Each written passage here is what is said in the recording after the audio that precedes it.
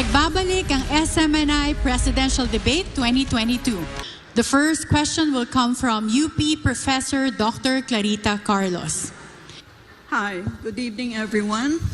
Thank you so much for the 4 presidential candidates who had both the political commitment and the political courage to be part of this conversation. My area of research and expertise is on foreign policy and defense and security, so my first question will be within the rubric of these issue areas. All right. If the Quad were to become a collective security alliance, you, as our country's chief architect of our foreign policy, are you going to make the Philippines as a member of the Quad? Why and why not? Senator Marcos? Yes, I think any of these agreements we should, of course, encourage, as long as it is very clear to us what is the advantage to the Philippines. What the professor just mentioned was she spoke about the great powers trying to carve out spheres of influence. I reject that model that I believe no longer applies in the geopolitics of the modern world. The old Cold War thinking. We have to ply our own way. And so it really would depend on what is inside, or what those agreements say that the Philippines, what will be doing and what those other partners of ours will be doing for the Philippines. And once again, because we shouldn't think of the old Cold War system, we should always think in terms of the fine line that the Philippines has to tread in all our foreign policy decisions. But if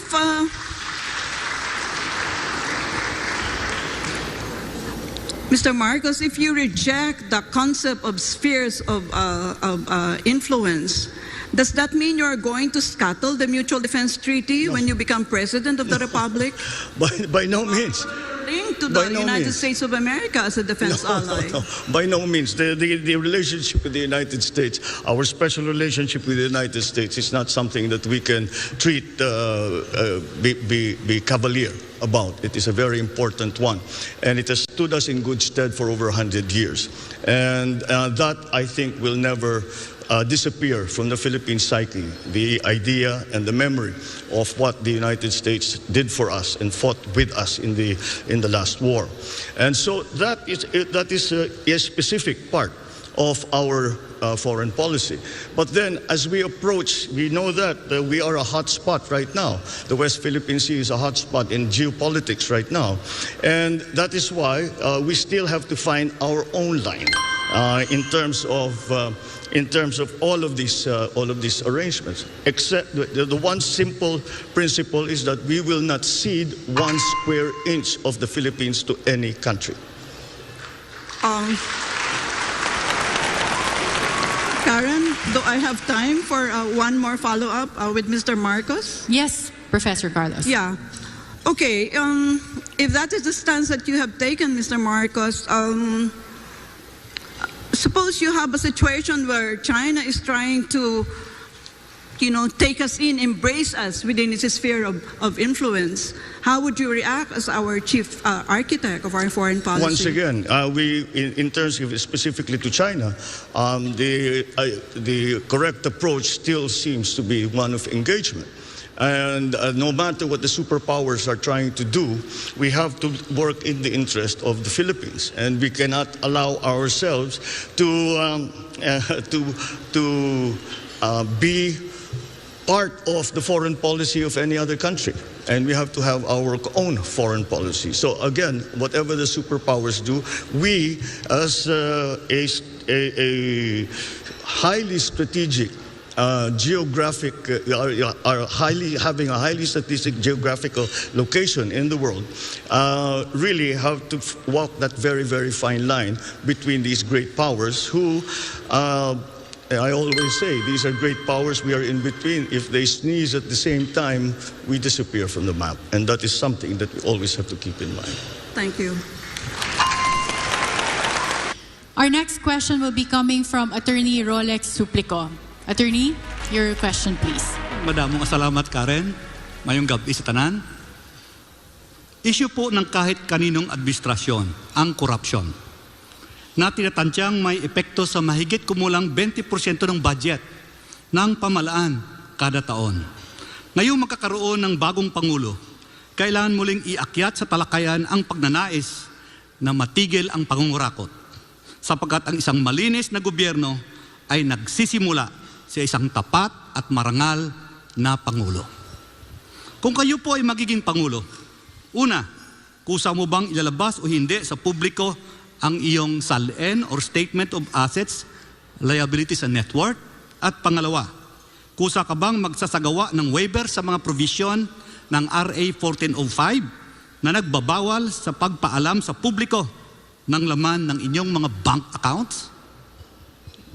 This question will be first answered by Senator Bongbong Marcos.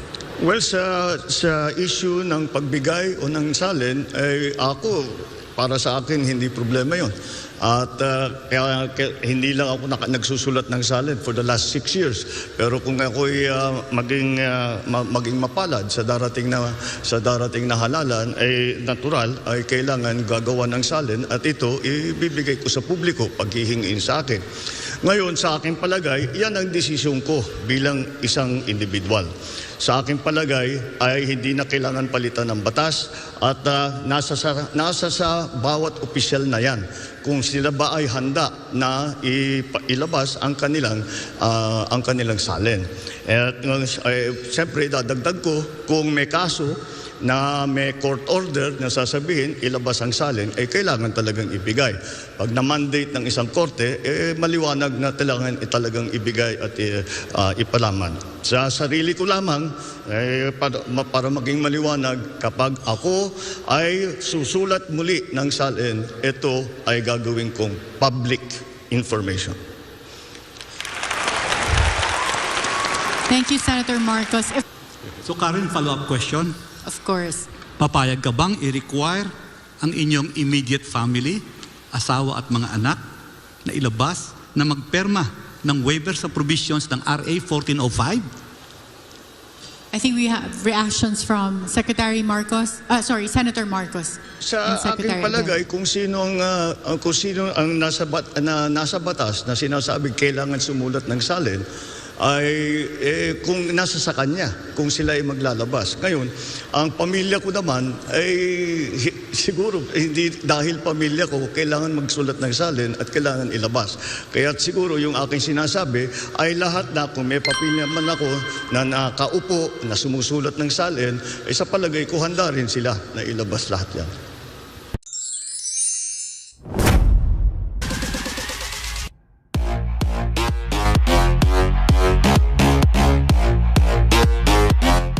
Kuya JR TV.